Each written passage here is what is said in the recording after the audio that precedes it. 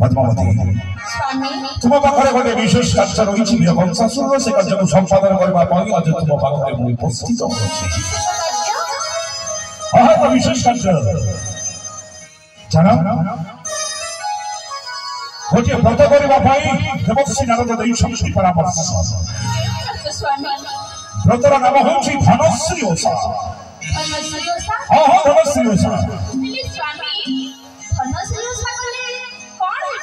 धनश्री ओषा करने द्वारा स्वामी आयुष बढ़ी थाए दश पुष्टि लाभ करता है स्वामी संसर्ग विरक्ति होता है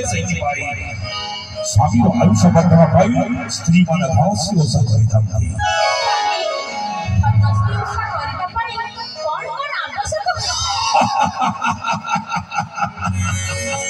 अरे वृत्तावती धनश्री ओषा पाई जहाँ सब इच्छा सब निश्चय तुम पाखे अजानी थी पारे धनश्री ओषा पाई आवश्यक लक्ष्य भार पद्म पुष्प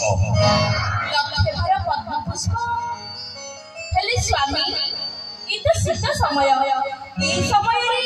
लक्ष्य भार पद्म पुष्प से सब चिंता करना प्रिय